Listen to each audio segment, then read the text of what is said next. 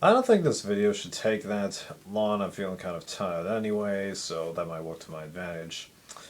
Okay, so this episode was better than last episode, so I guess that'll have to do. So, first thing to start off is Jeff actually going to Hunapu because Koyoba didn't establish anything other than that we could already guess. And it turns out all Jeff does is take all the rewards that they've won in the extra flint, leaving them with basically Ravu's supplies back in Fiji, where they just have a machete and a pot, except I can't remember if Ravu had flint. Whatever.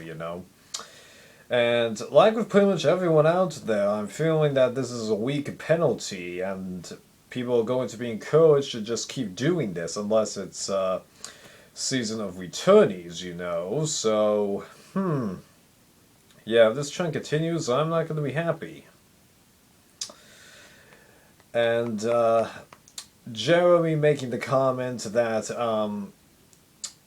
that the tribe really should have waited, because he correctly surmised that they weren't that far from the merge, even though when there's 18 people to start the season, really they could do any kind of merge, because they literally have done every merge combination with 18 people, 12, 11, 10, and 9. It's when there's 20 people that they usually merge at 12 and have that infirm. But it turns out, speak of the devil, because his tribe did indeed won the big feast that he was predicting, That was just hilarious how that turned out, but I'll try to touch on that. So that a reward challenge, yeah, without the bloodless water twist, there is a little less, intensity to this duel, because, it's just one-on-one, and just because the tribes choose them, it's just different, And the methods for choosing them, well, I was kind of glad that Reed, got nominated because we were able to get more from him this episode, although, as I think Justin, Steven, or Rob pointed out, he was just talking about food for most of the episode, and then I think he mentioned Josh once. So yeah, the bit about demonstrating Reed's personality versus Josh's personality, it's still not totally working out. And then Baylor, how did they choose her? It just happened randomly, it seemed to me. And I couldn't decide who I wanted to see win, because I was kind of hoping that Baylor would sort of redeem herself, but at the same time, I am enjoying Hunapu's challenge streak. And I was pretty surprised, though, that they took the individual immunity challenge, made it a lot more simpler, and yet it was still pretty entertaining to watch. And I like how Jeff kind of slurred his lines, saying, Reed has 3 pieces in, if he's right. And I was really impressed at how it turned out that Reed's strategy of examining each piece ended up working out for him in the end, because I think I would have followed Baylor's strategy, to be honest. And then we got the infamous Exile Island thing. Well, they'll leave volunteers to go instead of Julie. Now, when Reed first started saying Julie, I gotta admit, I didn't totally understand his reasoning for it. Just the way he was phrasing it, it didn't really work that well with me. And then, as Steven pointed out, it was just a trying to push her away. And yeah, that's kind of sad that they're doing that. I mean, I'm sure they've got reason with her, complaining about the elements and then the weather, but you gotta remember, I think pretty much everybody would complain about the weather, because that really is tough to deal with based on what everyone has said. And I'm not a big fan of the rain, mostly because I barely experience it these days. My state's in a drought, but yeah, and I also don't think Julie was totally big about going on Survivor anyway, so But Natalie's approach, that was pretty interesting, but it turns out she has 2 motives, because outwardly she's like, don't push Julie away, I can go without the reward, but what she really wanted to do was talk to Baylor. And it seems like Natalie has actually forgiven Baylor for voting out her sister, because it really was thanks to Baylor that Nadia went, so, that's pretty interesting. what could turn out from this. The only sort of Exile Island alliance that's happened. I know that's what Togeteens is infamous for, but I haven't seen Togeteens. I know what happens, though.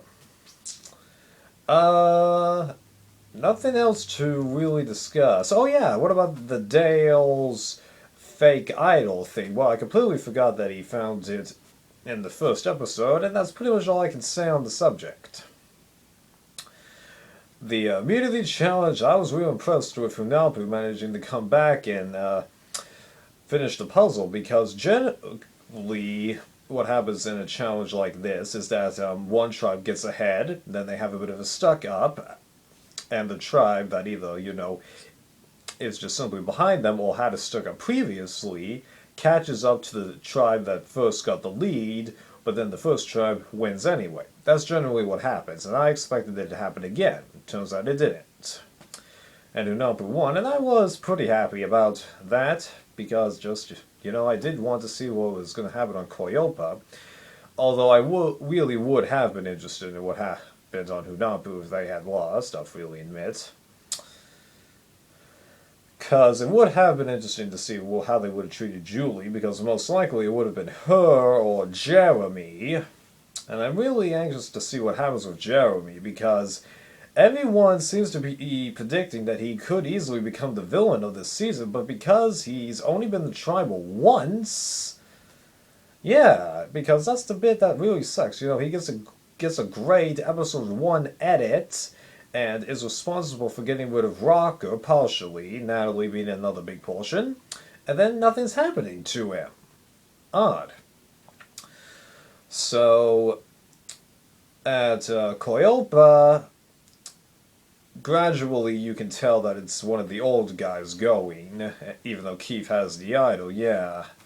I really hope he does something with this idol, like something happens because of it, because yeah, Keith having that idol that does not seem interesting to me, because given where his head is at. He could surprise us and actually demonstrate something well with that head, but who knows. So I was actually kind of hoping that Dale had thrown John and Jacqueline off enough that they would actually get rid of Keith. And this is something that I really need to stress to all you guys, okay?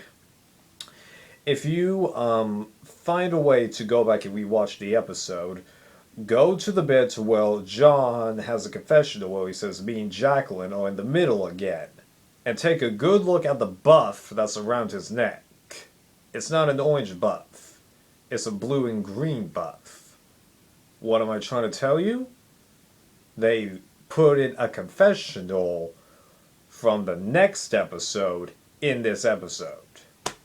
This is the first time I've ever seen Survivor do this. Usually it's Hell's Kitchen that makes these errors. What? So he and Jacqueline are going to be in the middle again next episode? Ooh boy, because Jeff did say that he doesn't think we're going to like next episode, so... Unless, of course, the next episode has the infamous quitter thing. Yeah, I keep forgetting about the quitter thing, honestly, because it doesn't seem to be getting highlighted at all. So just, yeah, I've only kept remembering that there's a quitter thing because Rob and Steven keep bringing it up. Just, guys, let's not get into any feelings about the quitter until they show the next time on thingy with the quitter again, okay? Or until it actually happens. If it happens, yeah. I seriously think, I'm starting to think at this point it's Jeff, like, pushing this up, unless it's Julie, which for all we know it could be, but I don't know. Not much more I can say about that, except we really need to watch John and Jacqueline next episode. Hopefully I remember to do that. And at Tribal Council, that was a pretty depressing tribal, just like everyone talking about negativity, me looking at Baylor and Missy, and remarking that they're really not that much better than John and Jacqueline, to be honest, because Missy, yeah, she really seemed to be negative at that tribal, and Baylor, not as negative, but more kind of useless, as people have been saying. Keith, you didn't say squat, really? And then John and Jacqueline, after the supposed blind, said, yeah, right, Dale knew he was going. He's revealed that to Rob's sister Nino, and then they're like, you're so beautiful. Please.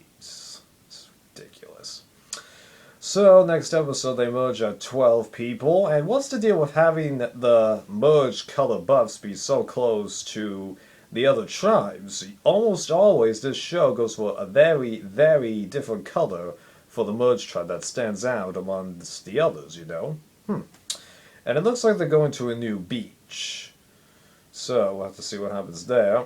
And at this point, I think we can kiss Exile Island goodbye, because how can they do this in the merge, you know? It just doesn't make any sense. Oh, and I forgot to mention how it seemed like Koyopa's idol has been re-hidden. Well, if they don't find it next episode, yeah, I wonder what's going to happen with that. Any bets as to who I think is going to go? Honestly, I think it's going to be somebody we don't expect. Let's leave it at that, huh? Well, I think that's all I want to say on it. Bye, guys.